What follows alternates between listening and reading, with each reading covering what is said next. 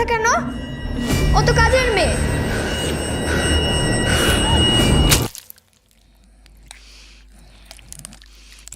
বাংলা ভাষায় হরর কন্টেন্টের নাম শুনলে সর্বপ্রথম আমাদের মাথায় আসার কথা পেট কথার নাম কি? কারণ পেট কথার সাথে আমাদের সবার একটি ইমোশন জড়িয়ে থাকার কথা। সেই করোনার সময় থেকে আমরা গৌরব তাপাদা ভাইকে চিনি। যিনি তার ১ম এ যে চ্যানেলটি ছিল সেখানে মোটিভেশন ভিডিও দিত। আমি তার রেগুলার দর্শক ছিলাম। তো ওই ভিডিওগুলো দেখতে, দেখতে একসময় দেখি গৌরব তাপাদা ভাই তার একটি অন্য একটি চ্যানেল খুলে পেট কথা নাম। এখানে তিনি ভৌতিক বিষয়ে ভিডিও করতে থাকে, যেগুলো কোনো গল্প নয়, এখানে ঘটনা শোনানো হয়। বিভিন্ন মানুষ উনার কাছে ইমেইল করে বা মেসেজ করে বিভিন্ন ঘটনা জানায়, সেগুলো তিনি রিড করে শোনায়। তারপর আসে পডকাস্ট এখানে। এখন সবশেষে আসলো শর্ট ফিল্ম। অর্থাৎ এতদিন আমাদের গৌরব তাপাড়া ভাই কানে, কানে অডিও শুনিয়েছে, কানে, কানে শুনিয়েছে ভৌতিক গল্প। আর তারা এখন এক ধাপ এগিয়ে তারা তাদের ১ম অরিজিনাল শর্ট ফিল্ম আমিষ এনেছে।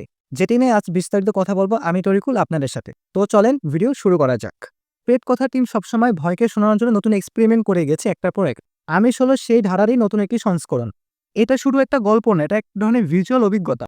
যেখানে আমরা ভয়ের পাশাপাশি এক ধরনের শিল্পকর্মও দেখতে পাই। প্রথমবারের মতো তারা কেবল কণ্ঠে নয়, ক্যামেরায় তুলে ধরেছে ভৌতিক এক দুনিয়া। তো প্রথমে কথা বলবো এই শর্ট ফিল্মটির স্টোরি নিয়ে, অর্থাৎ এখানে কি গল্প নিয়ে গঠিত। দেখেন, যদি একদম সহজে বলি, আপনি যদি কোনো অফিসে কাজ করেন, আপনি অফিসিয়াল কোনো কাজে একটা জায়গায় আপনাকে পাঠানো হলো। তারপর সেখানে আপনি কই থাকবেন সেটার সিদ্ধান্ত নিলেন। ধরে নিলাম আপনার সেখানে দাদা-দাদুর বাড়ি আছে। আর বাড়িটি এমন এক বাড়ি যেটা খুবই পুরনো, আগের কালের বাড়ি যেরকম হয় সাধারণত আরকি।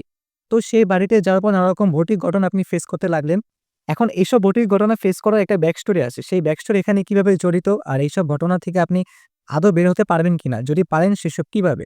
এই সকল বিষয়বস্তু জানতে হলে আপনার পুরো শর্ট ফিল্মটি দেখতে হবে। এই ছিল স্টোরি গল্পটা। তারপর যদি আমরা কথা বলি সিনেমাটোগ্রাফি নিয়ে, ভিডিওর ভিজুয়াল এক্সপেরিয়েন্স ছিল আমার কাছে দারুণ। মানে আপনার কাছে একবারের জন্য মনে হবে না যে এটা তাদের কোনো ১ম অরিজিনাল শর্ট ফিল্ম। আপনার যদি ক্যামেরা অ্যাঙ্গেল দেখেন, আমি যদি একটু ছোট এক্সাম্পল দেই, আমাদের দেশে যেসব নাটক হয় তাদের বাজেট অবশ্যই বেশি এই প্রেটকথার এই শর্ট ফিল্ম অনুসারে, তা আমি অবশ্যই মানি।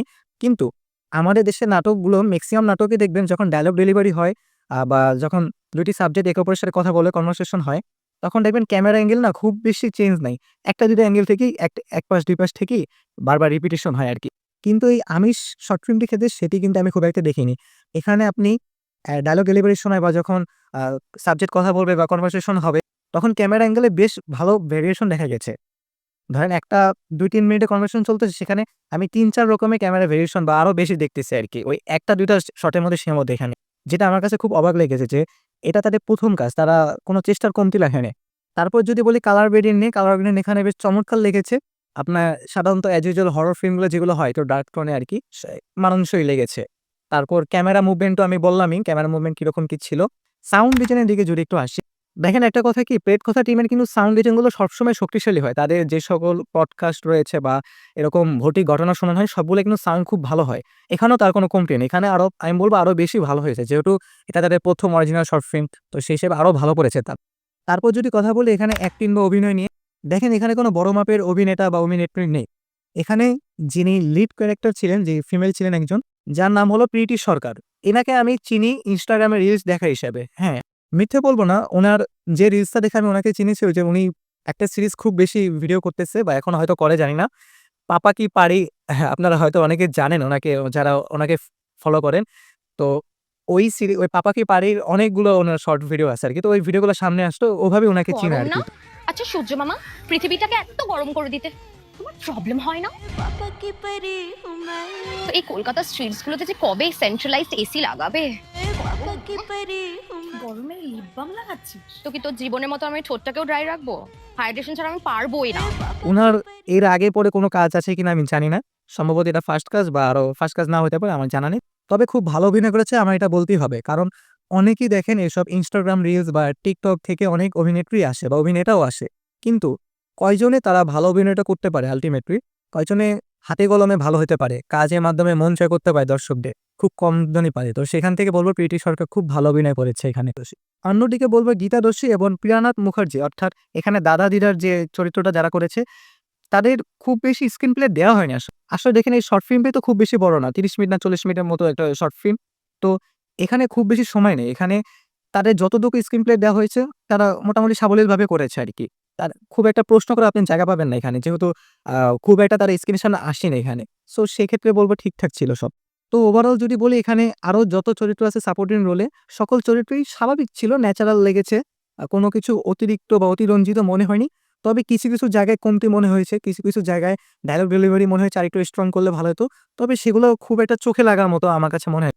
যেহেতু আপনার মাথায় রাখতে হবে এটা তাদের ১ম কাজ। তো সেক্ষেত্রে এটা মাফ করা যায়, এটা চোখে লাগার মতো নয়। ১ম হরর অরিজিনাল হিসেবে আমি বলব এটা বেশ একটা সাহসী পদক্ষেপ। এবার চলেন বলা যাক যেসব জায়গায় উন্নতির জায়গা রয়েছে। কিছু, কিছু জায়গায় আমার মনে হয়েছে এডিটিংটা আরও শার্প করা যেত। অর্থাৎ এডিটিং আরও টান উত্তেজনা বা টাইট করলে ভালো হতো। তখন গল্পের ইমপ্যাক্টটা আরও ভালো হতো আরকি। গল্পের কিছু অংশ হয়তো দর্শকদের কাছে হঠাৎ শেষ হয়ে যাওয়ার মতো মনে হতে পারে। গল্পের কিছু অংশ হয়তো দর্শকদের কাছে অনেক সময় মনে হতে পারে যে হঠাৎ শেষ হয়ে গেছে। গল্পের ডিটেইলসের একটু ঘাটতি আছে। বিশেষ করে আমি যদি পার্সোনালি বলি, গল্পের এন্ডিংটা আমার খুব একটা মনে ধরে। আমি আশা করেছিলাম আরেকটু ভালো এন্ডিং বা অন্যভাবে করা যেত কিনা। হয়তো তারা সেটা তাদের পরবর্তী কোনো শর্ট ফিল্মে উঠতে চাইবে, এটাই আশা করি আমরা। কিন্তু ওই যে বারবার বলতেছি এটা তাদের ১ম কাজ, সেই হিসেবে এটা কোনো বড় সমস্যা হয়ে দাঁড়াবে না। তো আমার কাছে সব মিলে আমিষ খুব ভালো লেগেছে। আমিষ হলো বাংলা ভাষাভাষী, সেটা কলকাতা হোক বা বাংলাদেশ হোক, ২ অঞ্চলে বাংলা ভাষাভাষী মানুষদের জন্য নতুন এক আবিষ্করণ বলতে পারেন পেট কথার তরফ থেকে এসেছে। যেটা দেখলাম গত ২ দিন আগে প্রিমিয়ারও করেছে। গুরু তাবাটা ভাইকে এখানে একটা থ্যাংক ইউ অবশ্যই দেওয়া উচিত। সে এরকম একটা সাহসী পদক্ষেপ নিতে পেরেছে। তার জন্য আমরা এরকম একটা শর্ট ফিল্ম দেখতে পেলাম। আশা করি ভবিষ্যতে আরও উন্নত মানের করা হবে, আরও ভালো ভিজুয়াল হবে, আরও ভালো সিনেমাটোগ্রাফি হবে, আরও ভালো গল্প হবে, আরও প্রেজেন্টেশন মানে সবকিছু থেকে আরও বেটার হবে। সেটা বাজেট অবশ্যই আরও বাড়বে। সেটার জন্য আমাদের যা করতে হবে, পেট খোটার যে নরমাল অডিও এপিসোডগুলো আছে ওগুলো আমাদের বেশি, বেশি শুনতে হবে, বেশি, বেশি শেয়ার করতে হবে। সেখান থেকে যে রেভিনিউ আসবে সেখান থেকে গ্রোথ হবার ভাই শর্ট ফিল্মে আরও ভালো করে উন্নতি সাধিত করতে পারবে। তো আমি বলব আমিষ এক দারুণ শুরু। হ্যাঁ, বেশ কিছু সীমাবদ্ধতা রয়েছে, তবে বেশ কিছু ইতিবাচক দিকও রয়েছে। তাই আমি ব্যক্তিগতভাবে পেট কথা টিমকে অভিনন্দন জানাতে চাই তাদের এই সাহসী পদক্ষেপের জন্য। আমি যদি এটাকে রেটিং করি ১০ এর ভিতর তখন আমি দিব ৮ বা ৮.৫। আপনাদের কি মতামত এই শর্ট ফিল্ম নিয়ে? আপনারা অবশ্যই সেটা কমেন্ট বক্সে জানাতে পারেন। ভিডিওটি কিরকম লাগলো সেটা অবশ্যই জানাবেন। ভিডিওটি যদি ভালো লেগে থাকে অবশ্যই লাইক, কমেন্ট এবং শেয়ার করবেন। আর যদি চ্যানেলে নতুন হয়ে থাকেন চ্যানেলটি অবশ্যই সাবস্ক্রাইব করবেন। দেখা হচ্ছে পরবর্তী আবার কোনো ভিডিওতে। ততক্ষণ পর্যন্ত সবাই ভালো থাকুন, সুস্থ থাকুন। সবাইকে আসসালামু আলাইকুম। ধন্যবাদ।